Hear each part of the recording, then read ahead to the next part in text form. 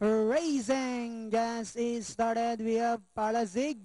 Break quickly at the start. Happy Hour. Senior J is on the outside. Then followed over by entry number 1, Tala. Sa umaga, Majestic Queen in the middle. Then next online is Prince Dugo. Mangaro sailing away.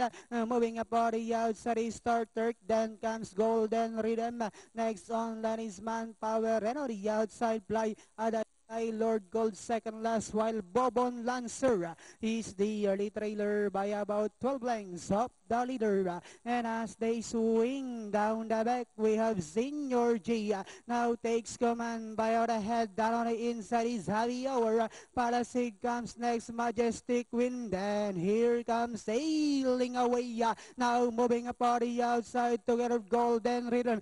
Starter comes next, then followed over by Prince Dugo, Fly, Aday, Fly, Mangaro comes next, Dala sa umaga, Manpower, Lord Gold second last, while Bobon Lancer is still racing in 14th, and at a part turn we have Happy Hour by about 4 lengths, and in second is Palasig, moving up, sailing away, Star Third, Fly, Aday, Fly, and as they swing for home, we have Happy Hour by about 3 lengths.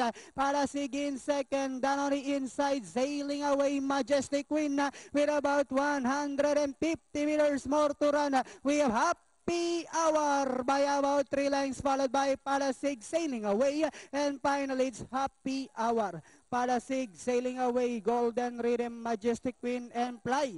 Aday,